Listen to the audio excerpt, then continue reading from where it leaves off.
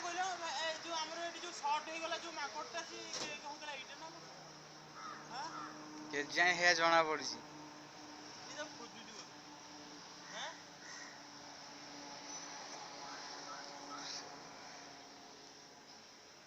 ମାନେ ଗୋଟା ମାଙ୍କଡ ଦି ଦିନ ତଳେ ସେ 3 ଫେଜ ତାରରେ ଲାଗିକି ସର୍ଟ ହେଇଗଲା।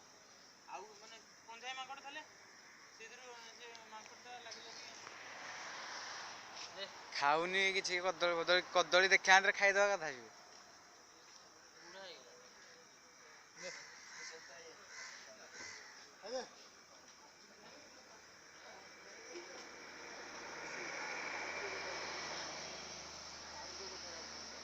କାଲି ନୁହଁ କି ସେଇ 3 ଫେଜ ତାରରେ ଗୋଟେ ମାଙ୍କଡ ସର୍ଟ ହେଇଗଲା। ଆଉ ଗୋଟେ ମାଙ୍କଡ ଥାଇକି ମୁଁ ଭାବୁଛି ସେଇ ମାଙ୍କଡ ମାନେ ଖାଲି କେତେ ସମୟ ପର୍ଯ୍ୟନ୍ତ ଚିତ୍କାର କଲା ତାପରେ ଆଇଲା। ମୁଁ ଭାବୁଛି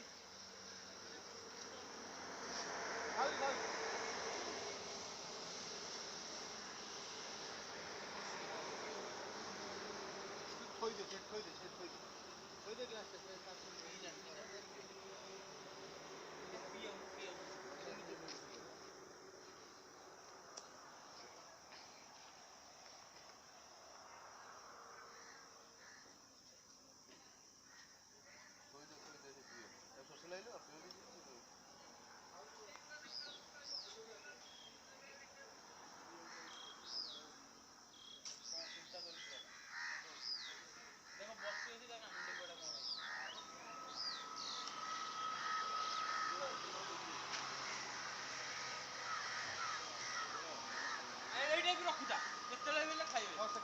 ତା ଜିନିଷ ଏଇଠି ରଖ। ଆଉ ତାହେଲେ ଗୋଟେ ସେଲ୍ଫି ହେଇଯାଉଛି। ଏପଟୁ ଭଲ ଆସୁଛି ୟାର ପଟୁ ବାଗ ଆସୁଛି। ଏପଟୁ ଭଲ ଆସୁଛି।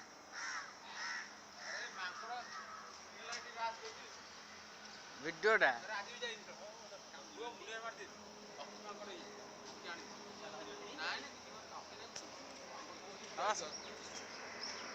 ସେଭ୍ କରୁନ ସେଭ୍ କର।